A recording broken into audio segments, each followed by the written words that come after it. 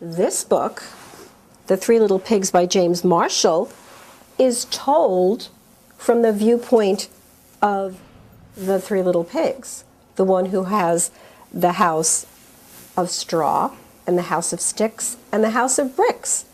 And they have a completely different version.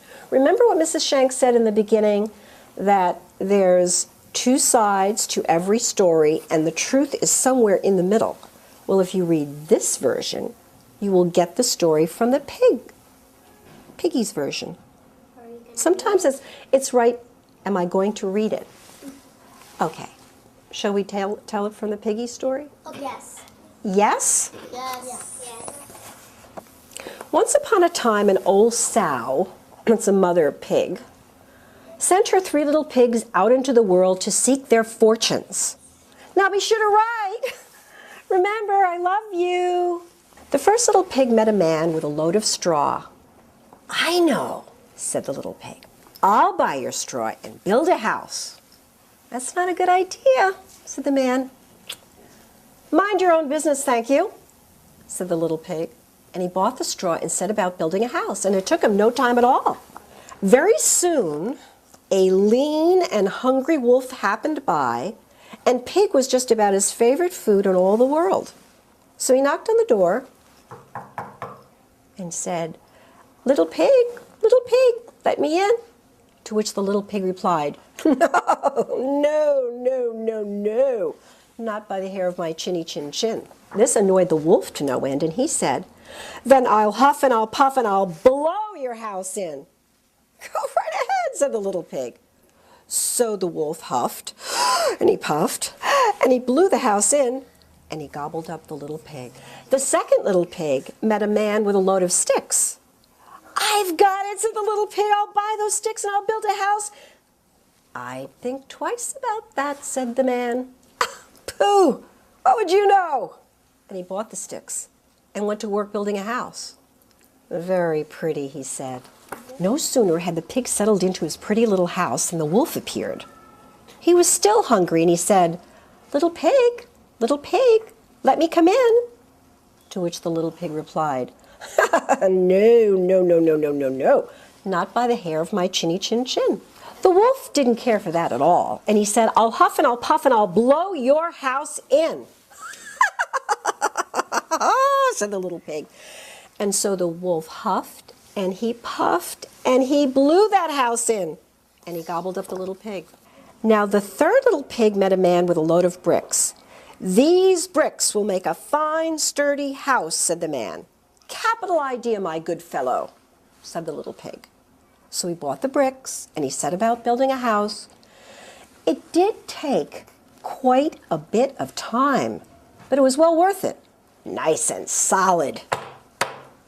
Nice and solid. But no sooner had the pig moved in than he noticed that the wolf was loitering around. And the wolf, who was still hungry, said, little pig, come in, let me come in.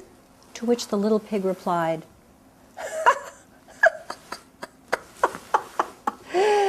no, not by the hair of my chinny chin chin.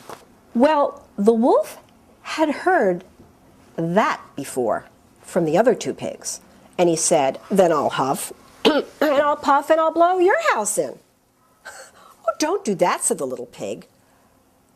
But the wolf did huff, and he did puff, and he huffed and he puffed until he was blue in the face. But the house stood firm. I'll try another approach, muttered the wolf. And he put on his most dazzling smile. Little pig, I was only teasing. By the way, I hear tell that Farmer Jones, down the road, has the most scrumptious turnips. Shall we go and pick a few, you and I? Oh, I'm much too busy now, said the little pig. What about tomorrow morning? Excellent, said the wolf. I'll come by for you at about 6. The pig got up at 5, hurried off to Farmer Jones's turnip field, picked a basket full of scrumptious turnips, and dashed back home. And when the wolf came at 6 o'clock, the turnips were already in the pot boiling away. Sorry, I couldn't wait, said the little pig. The wolf tried not to show his anger or his displeasure. No harm done, he said. By the way, there's a lovely apple tree down in Merry Meadow. Shall we, you and I, go ourselves to help ourselves to a few apples? I'm sorry, but I must cook my turnips, said the little pig. How about meeting me tomorrow morning? Splendid, said the wolf. Shall we say at 5? The next morning, the little pig was up at 4 and went off for the apples. It took longer than he expected to reach Merry Meadow, and while he was busy gathering these apples in the highest tree, he saw the wolf approaching. Do try one of these, he called down, throwing an apple as far as he could.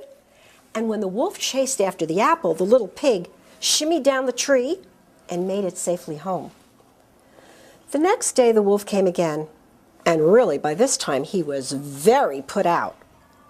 There's a fair today on Hog Hill, he said. Would you care to go? Why don't we meet there, said the little pig. Would 3 o'clock suit you? Colossal, said the wolf. 3 it is. Just to make sure, the wolf said he would be there at 2. At 1 in the afternoon, the little pig went to the fair and had a fine time, so fine that he lost track of the hour.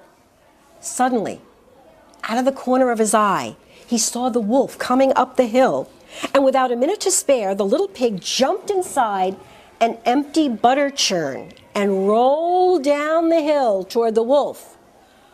Well, the wolf was so scared, he ran all the way home.